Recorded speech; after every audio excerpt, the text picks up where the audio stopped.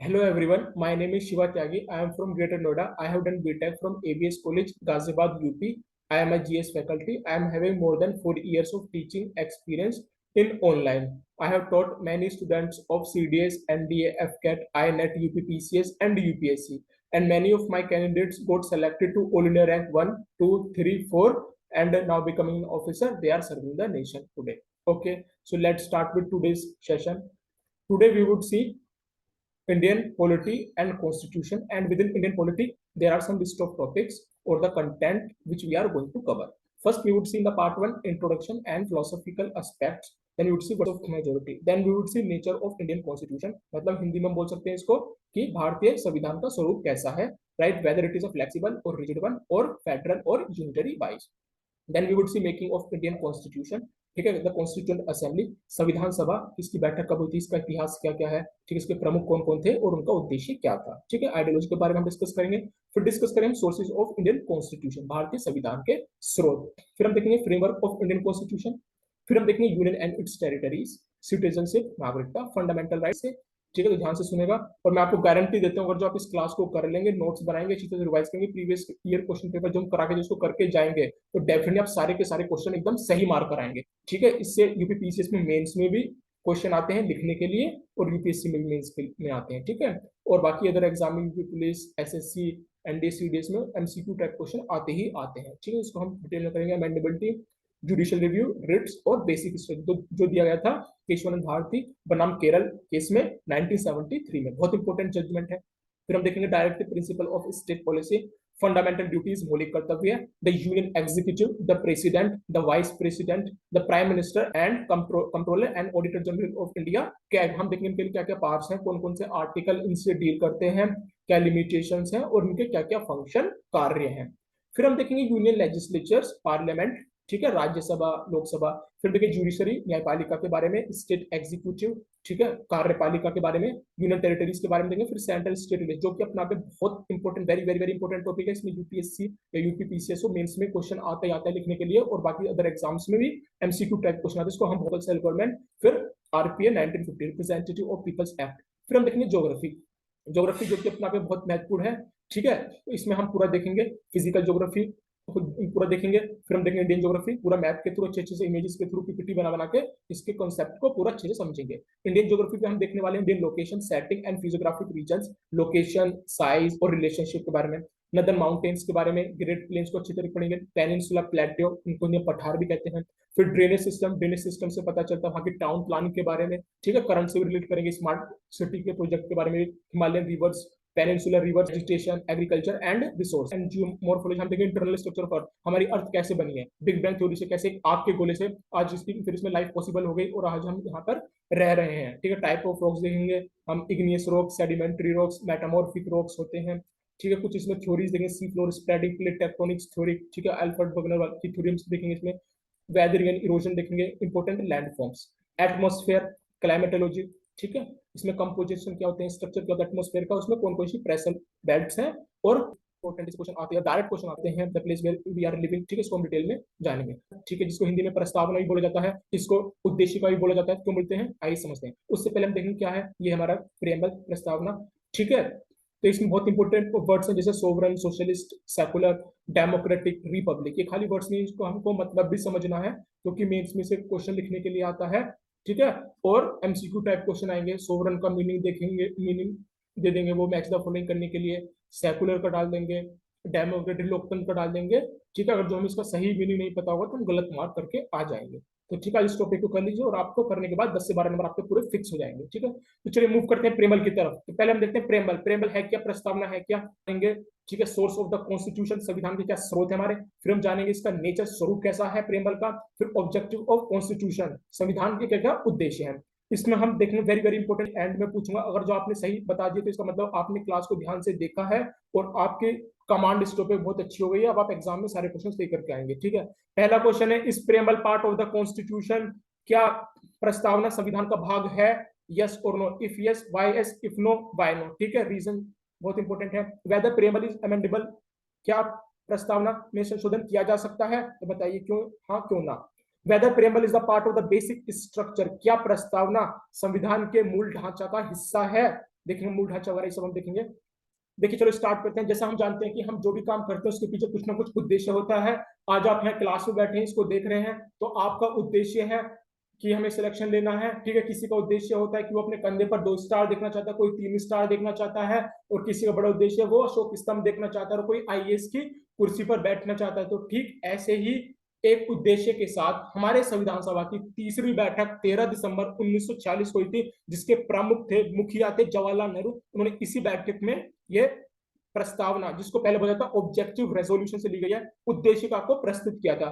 और जब हमारा संविधान पूरा बनकर तैयार गए थे, तब यही ऑब्जेक्टिव रेजोल्यूशन हमारा प्रेम्बल कहलाया गया था। तो इसको बोलते हैं उद्देशिका ही हमारा प्रस्तावना कहलाया गया था। हमारी क्लास बाइलिंगुअल चलेगी, ठीक है। जैसा कि जानते हैं, ठीक है, कि बात करते हैं कॉन्स्टिट्यूशन से, अमेरिका के संविधान से, बात करते हैं इसकी भाषा की। इसकी भाषा ली गई है ऑस्ट्रेलिया के कॉन्स्टिट्यूशन से। तो इसमें कोई भी डाउट नहीं होना चाहिए जब क्वेश्चन आएगा भाषा का, ठीक है, कि प्रस्तावना की भाषा कहां से ली गई है, तो भाषा ली गई है ऑस्ट्रेलिया के कॉन्स्टिट्यूशन से। जब आएगा कि प्रेम्बल कहां से लिया गया है, ठीक है, तो ये लिया गया है हमारा अमेरिका के कॉन्स्टिट्यूशन से, ठीक है। फिर इसमें एक बहुत इंपॉर्टेंट नेम आता है आर्टिस्ट, कलाकार राम मनोहर सिन्हा जी का, जो कहां से थे, जो जबलपुर से थे, जिन्होंने अपनी 22 साल की उम्र में, कितनी की उम्र में, 22 साल की उम्र में हमारे संविधान को बहुत ही सुंदर तरीके से, बहुत ही आकर्षक तरीके से प्रस्तुत दी गई है। 26 नवंबर 1949 को हमारा ये, इसको याद रखिएगा, डायरेक्ट क्वेश्चन आता है इसमें, लेकिन कंफ्यूजन करने के लिए वो देते हैं दूसरी डेट 26 जनवरी 1950। तो याद रखिएगा इस दिन हमारा संविधान लागू हुआ था, came into force, our constitution came into the force, but adopt हुआ था 26 नवंबर 1949। और यही डेट हमारी 26 नवंबर दी गई है हमारे प्रियम्बल में, प्रस्तावना में। बात करते हैं इसके मीनिंग के अर्थ की। जैसा कि हम जानते हैं कि हमारे शरीर में सबसे ज्यादा महत्व होती है उसकी आत्मा। अगर तो शरीर से आत्मा निकल जाए तो उसका कोई भी अपना अस्तित्व नहीं रह जाता। तो ठीक ऐसे ही हमारे संविधान की आत्मा है उसका प्रियम्बल, ठीक है। तो प्रस्तावना संविधान की आत्मा है, it is the soul of the constitution. और हम कैसे, प्रस्तावना संविधान की कुंजी है, संविधान का आभूषण है, और संविधान का एक जटिल नग है। ये किसने कहा था, ये कहा था ठाकुरदास भार्गव ने। Very very important statement. फिर दूसरा हम देखते हैं, अगर जो कोई व्यक्ति हमारे पास आता है, अगर जो हमें उसकी जानकारी चाहिए तो हमें उसके आइडेंटिटी कार्ड से मिलती है, ठीक है। अगर जो कोई व्यक्ति हमारे पास नौकरी के लिए आता है तो हमें उसकी जानकारी मिलती है उसके रेज्यूमे और सीवी को देखकर। तो ठीक ऐसे ही हमारे कॉन्स्टिट्यूशन की जानकारी हमें मिलती है हमारे प्रेम्बल को देख के, ठीक है। तो क्या हुआ, तो एन ए पालकी वाला ने कहा कि preamble is the identity card of the constitution, और ये प्रस्तावना हमारे संविधान का परिचय पत्र है, ठीक है। और के एम मुंशी जी ने क्या कहा था, के एम मुंशी ने कहा था कि प्रस्तावना आधुनिक भारत का भविष्य है, और preamble is the horoscope of modern India. बात करते हैं इसमें अमेंडमेंट की, कब हुआ है, 1976 में हुआ है। इंदिरा गांधी जी की सरकार अमेंडमेंट है 42nd अमेंडमेंट, जिसके अंत हैं सोशलिस्ट, समाजवाद, सेकुलर, धर्मनिरपेक्ष और पंथ निरपेक्ष, इंटीग्रिटी, अखंडता। इसको एक बहुत ही सुंदर शॉर्ट ट्रिक से याद करते हैं, SSI, ठीक है। बोल सकते हैं कि शिवा एज सब इंस्पेक्टर, ठीक है। एस फॉर सोशलिस्ट, समाजवाद, सेकंड एस फॉर सेकुलर, धर्मनिरपेक्ष और पंथ निरपेक्ष, आई फॉर इंटीग्रिटी, अखंडता, ठीक है। इसका क्या मतलब होता है, आइए गहराई से समझते हैं। उससे पहले हम देखते हैं कि सोर्स ऑफ कॉन्स्टिट्यूशन, कि संविधान का स्रोत क्या है। अगर मैं आपसे पूछूं कि हमारे देश में सबसे शक्तिशाली क्या है, बताइए, कमेंट बॉक्स में टाइप करिए, क्या है सबसे शक्तिशाली। बिल्कुल सही आंसर है हमारा संविधान, कॉन्स्टिट्यूशन। मगर संविधान को इतने शक्तिशाली बनाया किसने, ठीक है। तो भारत देश के लोगों की शक्ति के द्वारा ही इतना शक्तिशाली बना है, ठीक है। तो हमारे प्रियम्बल में पहले ही लाइन लिखी है, we the people of India. इसी से इसकी शुरुआत होती है, हम भारत के लोग और जनता, ठीक है। तो यही स्रोत है, देखते हैं। देखो इसमें लिखा है we the people of India, ठीक है। तो यही संविधान के स्रोत है, हम भारत के लोग और भारत देश की जनता। अब एक और क्वेश्चन आता है कि हमारे प्रियम्बल में इंडिया मतलब भारत शब्द कितनी बार आया है। तो उसमें क्वेश्चन आ सकता है कि 2 बार आया है, 3 बार आया है, 4 बार आया है, या फिर आया। चलो देखते हैं कि पहले इसमें क्लियरली लिखा हुआ है India we the people, Bharat को संप्रभु, समाजवाद, सोशलिस्ट, सोवरन बनाते हैं। तो 2 बार आगे देखे, 1 बार और यहाँ पर 2 बार, पहले दूसरी लाइन में लिखा है, ठीक है। और बाकी कहीं नहीं आया है, तो 2 बार सो आ सकता है डायरेक्ट। फिर देखते हैं इसके नेचर की तरफ। नेचर में पहला आता है सोवरन। सोवरन का लिटरल मीनिंग देखें, शाब्दिक अर्थ देखें तो होता है सुप्रीम, सुप्रीम जो सबसे ऊपर है, ठीक है, सर्वोच्च है, ठीक है। इसका हिंदी में भी सोवरन को बोला जाता है संप्रभु। संप्रभु, प्रभु से भी हम समझ सकते हैं हिंदी वाले कि प्रभु जो सबसे ऊपर है, जिनके ऊपर किसी का कोई नियंत्रण नहीं है, जो किसी के अधीन नहीं है, जिनके ऊपर कोई भी शर्त, नियम और कानून लागू नहीं होते हैं। यानी कि ऐसा देश जो किसी दूसरे के प्रभाव से, प्रभुता से पूर्णता मुक्त हो, जो किसी के नियंत्रण में ना हो, जो अपना निर्णय पूर्ण स्वतंत्रता से ले सके, जो ना किसी की आंतरिक शक्ति से ना किसी बाहरी शक्ति से दबाव में आए। इसको एक बहुत बेहतरीन उदाहरण से समझते हैं, रिमोट कंट्रोल। ठीक है। रिमोट कंट्रोल, चाहे रिमोट हो टीवी का, चाहे वो एसी का, जब चाहे हम उससे जोन सा चैनल चाहे बदल सकते हैं, जब चाहे टीवी को ऑन कर सकते हैं, जब चाहे टीवी को ऑफ कर सकते हैं। तो ठीक ऐसे ही आजादी से पहले हमारा रिमोट कंट्रोल था अंग्रेजों के पास, अंग्रेज हमें अपनी मर्जी से चलाया करते थे। बट आजादी के बाद हमने अपना रिमोट कंट्रोल दे दिया अपनी सरकार के हाथ में। सरकार नई नई योजनाएं लाती है और देश के विकास के लिए काम करती है। इसको बेल्ट वन रोड चाइना का प्रोजेक्ट है, मगर इंडिया ने इस पर हस्ताक्षर नहीं करे। क्यों नहीं करे? क्योंकि हमको लगता है वो हमारी सोवरेनिटी पर एक खतरा है, हमारी संप्रभुता पर एक खतरा है फ्यूचर के लिए। ठीक है। फिर दूसरा एग्जांपल देखते हैं हम, लैंड को हिंदी में बोलते हैं भूमि सीमा करार। ठीक है। जिसके अंतर्गत भारत ने बांग्लादेश को, प्रधानमंत्री नरेंद्र मोदी जी ने शेख हसीना जी को, जो बांग्लादेश की प्रधानमंत्री हैं, उनको अपने कुछ परिक्षेत्र एरियाज को, एनक्लेव्स को बांग्लादेश को दिया था, मगर वो अपनी मर्जी से दिया था, हमने किसी के दबाव में आकर। समझते हैं सोशलिस्ट। सोशलिस्ट क्या है बताइए? देखिए, सोशलिस्ट एक विचारधारा है जो कि यह मानती है कि संपन्नता का अधिकार भारत देश के सभी लोगों के बीच में समान रूप से किया जाना चाहिए, क्योंकि धन और संपत्ति समाज से ही उपार्जित होती है और इसका सही इस्तेमाल देश के लोग में सभी रूप से, न्यायपूर्वक रूप से, शांतिपूर्वक रूप से बांट कर ही किया जाना चाहिए। इसका मतलब होता है कि जैसे lies in the hands of people. ठीक है। और इसमें दो तरह के समाजवाद होते हैं, एक तो कम्युनिस्ट होता है समाजवाद और दूसरा होता है कैपिटलिस्ट, पूंजीवाद। लेकिन हमारा है, हम ना तो कैपिटलिस्ट की तरफ है ना पूरे कम्युनिस्ट की तरफ है, हमारा एक अलग ये इंडियन ब्रांड ऑफ सोशलिज्म। हम गांधीयन सोशलिज्म में बिलीव करते हैं, तो थोड़ा सा हमारा सोशलिस्ट की तरफ थोड़ा सा झुकाव है। ठीक है। किस तरह की अर्थव्यवस्था है हमारी, बताइए कमेंट बॉक्स में। हमारी अर्थव्यवस्था है मिक्स्ड इकोनॉमी, मिश्रित अर्थव्यवस्था, सेकुलर धर्मनिरपेक्ष, पंथ निरपेक्ष। ठीक है। जैसा कि हम जानते हैं कि हमारे अपने राज्य का कोई धर्म नहीं है, स्टेट हैज नो रिलीजन, लेकिन पाकिस्तान अपना आपको इस्लामिक देश कहता है, अफगानिस्तान भी अपना आपको इस्लामिक देश कहता है, और भारत एक पंथ निरपेक्ष देश है, सेकुलर देश है। यहाँ पर हिंदू, मुस्लिम, सिख, ईसाई है सब भाई भाई। हमारे यहाँ पर मंदिर भी है, मस्जिद भी है, गुरुद्वारे भी, ईसाइयों के चर्च भी है, स्कूल भी है, मदरसे भी है, कॉलेज भी है, पाठशाला भी है और गुरुकुल भी है, और सब एक साथ मिलजुल कर देश को आगे बढ़ाने के लिए काम करती हैं। हम मानते हैं सर्वधर्म संभवा, को एग्जिस्टेंस ऑफ ऑल रिलीजन, सारे धर्म एक साथ मिलजुल कर भाईचारे के साथ रहते हैं, सबका साथ सबका विकास। हमारी सरकार सभी धर्मों का सम्मान करती है और उनको आगे बढ़ाने के लिए सपोर्ट भी करती है। हम मानते हैं वसुधैव कुटुंबकम को, कुटुंब मतलब परिवार, परिवार मतलब फैमिली, वसुधैव मतलब पृथ्वी और धरती, धरती हमारा एक परिवार है, पृथ्वी के जितने भी जीव है वो सब हमारा एक परिवार है। इसको ऐसे समझ सकते हैं जैसे ट्री होता है, तो ट्री की बहुत सारी ब्रांचेस वो कंटिन्यू, उसके जितने भी लीव्स हो गए, पत्ते हो गए, वो सब उसके लोग हो गए, नागरिक हो गए। ठीक है। तो सब एक साथ मिलजुल कर रहते हैं ट्री की तरह। फिर हम देखते हैं डेमोक्रेटिक, डेमोक्रेसी। ठीक है। जिसको लोकतंत्र बोलते हैं। क्या होता है ये बताइए? भारत देश के सभी लोग अपना प्रतिनिधि खुद चुनते हैं। कैसे चुनते हैं? चुनाव के द्वारा चुनते हैं। 18 साल से ऊपर का कोई भी व्यक्ति वोट डाल सकता है और सभी की वोटों का बराबर महत्व होता है। इसमें एक बहुत ही फेमस स्टेटमेंट है अब्राहम लिंकन जी का, जिन्होंने कहा था जनता के द्वारा, जनता का प्रतिनिधि जनता के लिए चुना जाता है। To the people, for the people, by the people. Abraham Lincoln कौन थे? वो अमेरिका के 16वें राष्ट्रपति थे। अब क्वेश्चन आएगा, पहले राष्ट्रपति कौन थे? कमेंट बॉक्स में टाइप करिए। पहले राष्ट्रपति थे जॉर्ज वॉशिंगटन। प्रतिनिधि, रिप्रेजेंटेटिव बोलते प्रतिनिधि। ठीक है। To the people, for the people, by the people.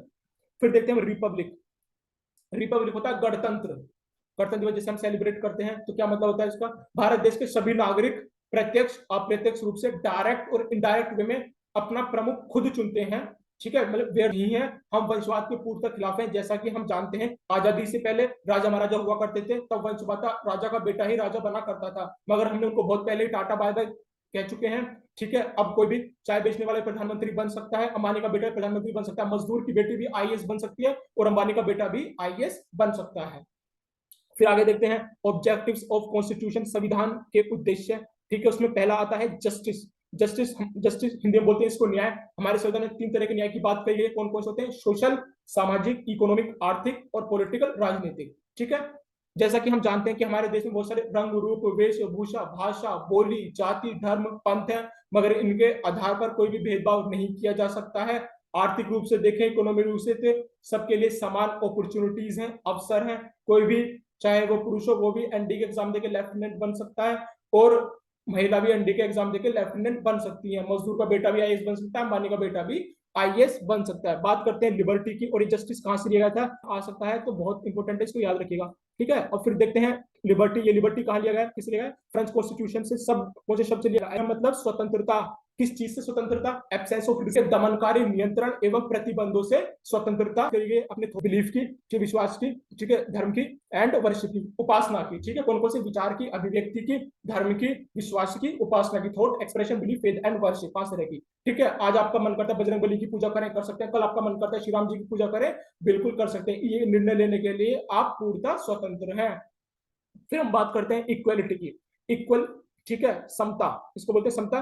कहां से ली गई है, ये भी फ्रेंच कॉन्स्टिट्यूशन से ली गई है, ठीक है। क्या मतलब है इसका, एब्सेंस ऑफ स्पेशल प्रिविलेजेस, मतलब विशेष अधिकारों की अनुपस्थिति ही समता है। अपॉर्चुनिटी, प्रतिष्ठा और अवसरों की समता, ठीक है। जैसे हम जानते हैं कि सरकारी कार्यालय है वो सभी के लिए खुले हुए हैं, वहां पर मजदूर भी जा सकता है, वहां पर किसान भी जा सकता है, और वहां पर अंबानी भी जा सकते हैं, सबकी बात को समान रूप से सुना जाता है, ठीक है। और अगर जो हम देखते हैं कि अगर आपने कोई नियम का उल्लंघन किया, बाइक से आपने हेलमेट नहीं लगाया, चाहे राजा हो, चाहे रंक हो, चाहे कोई भी हो, ठीक है, जुर्माना सभी के लिए एक जैसा होता है। अगर जो चालान करता है, ठीक है, तो सभी का चालान काटा जाएगा।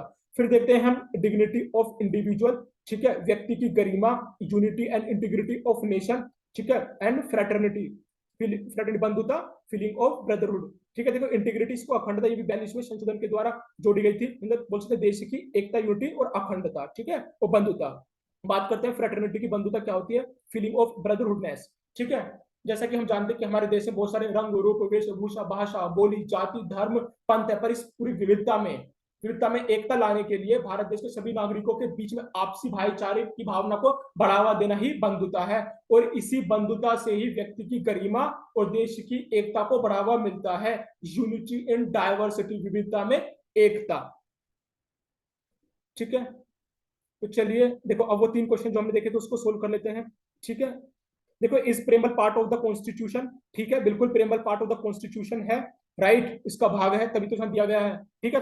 देखो प्रेमबल को बिल्कुल संशोधन किया जा सकता है, ठीक है, क्योंकि सही बैरूबारी केस, ठीक है, बैरूबारी केस 1960 में हुआ था, उसका भी हम डिस्कशन करें, अगली वीडियो बनाएंगे, वरना वीडियो बहुत लंबी हो जाएगी। फिर दूसरा था केशवानंद भारती केस बनाम केरल, जो 1973 में, उसमें भी बेसिक स्ट्रक्चर कॉन्सेप्ट है, उसको भी हम अगली क्लास में डिस्कस करते हैं। और एक आता है LIC versus union of India 1995 में, जिसमें कहा था कि हमारा प्रस्तावना जो है संविधान का एक अभिन्न अंग है, preamble is the integral part of the constitution, ठीक है। तो उसमें ये तीनों क्वेश्चन और अच्छी तरीके से हम डिटेल में डिस्कस करेंगे, बट अभी भी हम कर सकते हैं इसको। प्रेम पार्ट है बिल्कुल, यस। देखो पार्ट है तभी तो दिया गया है, देखो इंट्रोडक्शन है ये, बेसिकली हम बोल सकते हैं प्रेम्बल को आसान भाषा में कि ये इंट्रोडक्शन हमारे कॉन्स्टिट्यूशन का, ठीक है, प्रीफेस हमारे कॉन्स्टिट्यूशन का, जैसे बुक होती है चैप्टर होता है तो उसका पहला पेज होता है इंट्रोडक्शन वाला, तो ठीक ऐसे ही हमारा इंट्रोडक्शन है। क्योंकि हम जानते हैं कि हमारा संविधान बहुत बड़ा है, अगर जो हम इसको पढ़ने बैठे तो कम से कम हमें एक लॉयर की जरूरत पड़ेगी। जो प्रस्तावना से, प्रेमबल से पता चलता है कि हमारे जो संविधान निर्माताओं ने कैसा देश की सपना देखा था, जैसे कि वो हो सोवरन हो, सोशलिस्ट हो, सेकुलर हो, इंटीग्रल हो, ठीक है, और हिंदी में बोल सकते हैं उसको संप्रभुता हो, समाजवाद हो, उसमें पंथ निरपेक्ष हो, उसमें एक लोकतंत्र हो, उसमें गणतंत्र हो, उसमें सभी लोगों के पास न्याय हो, सामाजिक आर्थिक राजनीतिक न्याय हो, उसमें समता हो, अपने विचारों की समता, अभिव्यक्ति की समता, धर्म की, उपासना की, विश्वास की क्षमता, उसमें उसमें लोग, उसमें क्या कहते हैं, व्यक्ति की गरिमा हो, राष्ट्र की एकता अखंडता हो, उसमें बंधुता हो, ठीक है। Whether preamble is the part of the basic structure of the constitution, ठीक है, preamble is the part of the basic constitution. बताइए प्रेमल क्या बेसिक स्ट्रक्चर का पार्ट है, इसको थोड़ा आगे देखो। बेसिक स्ट्रक्चर संविधान का वैसा है जिसे बदला नहीं जा सकता, ठीक है, पर प्रेमल को तो बदला गया है, ठीक है। तो इसको तो इन तीनों क्वेश्चन को अच्छे से हम अगली वीडियो में समझेंगे, ठीक है। तब तक के लिए इतना। तो चलिए आज की क्लास को इधर ही विराम देते हैं, ठीक है। इतना धैर्यपूर्वक सुनने के लिए आपका बहुत बहुत धन्यवाद। मिलते हैं अपनी अगली क्लास में, तब तक के लिए जय हिंद, जय भारत, टेक केयर।